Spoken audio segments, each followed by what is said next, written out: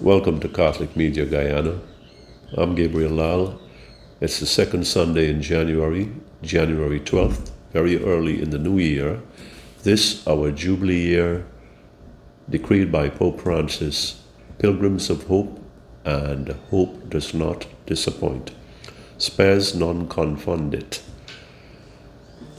Last week we spoke about one of the main teachings of the Catholic Church, one of the main truths, the sanctity of life, how life is sacred to God. And we spoke about abortion, and today I want to talk about something that divides people, something that engages people, Guyanese people, people across the world, especially where it still exists, the death penalty.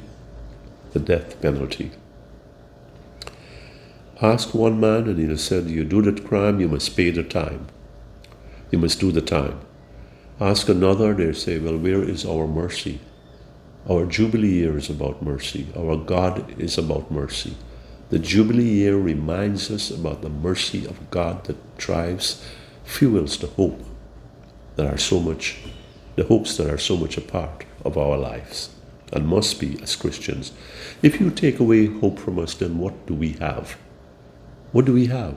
Where are we with the sacrifice of Jesus? Jesus gave life so that we can have life. Here in Psalm chapter 139, verse 13, it's God's talking through the psalmist, and it says so much. It was you who formed my inmost part and knit me together in my mother's womb. The psalmist acknowledging God's role in his existence. I thank you for these wonders you have done, and my heart praises you for your marvelous deeds. Let me repeat that. It was you who formed my inmost part and knit me together in my mother's womb. What right do I have? What right do you have to take the life of a person? Thou shalt not kill. You remember that last week? Exodus 20:13. This, we make all kinds of justification for legalize murder.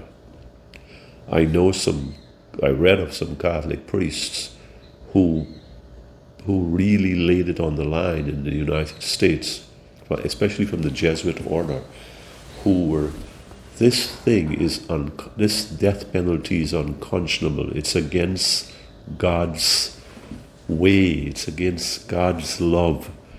It is wrong.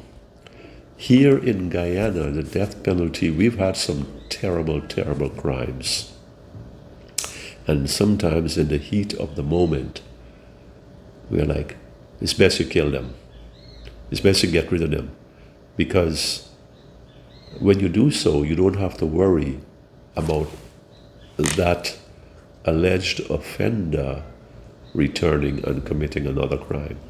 On the other hand, there is a statement out of this judiciary system in America that says it's better to let many guilty go than to condemn one innocent man.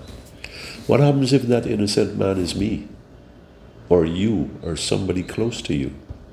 Then the whole set of circumstances takes on a different dimension.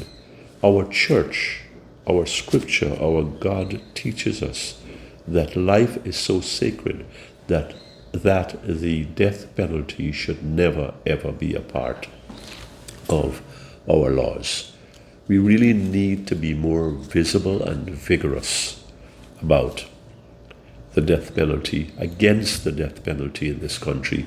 Yes, some crimes are so horrible, they're beyond the comprehension of humanity.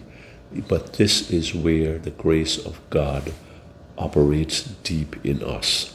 When we can be merciful in those circumstances, when we can be forgiving, when we can be less of the vindictive and the punitive, when we can be about what is rehabilitative. Second chances. How many have you gotten? How many have I gotten? Countless, I can tell you. So therefore, the sanctity of life as it applies to the death penalty takes on even more meaning. And church teaches this. We should be against it. We should never be for it, even in the worst of circumstances. And therefore, we must be against that death penalty because it is what God is about. Thou shalt not kill. I have formed you from when you were in the womb. I am Gabriel Lall. This is Catholic Media, Guyana. Thank you for listening. Until next week.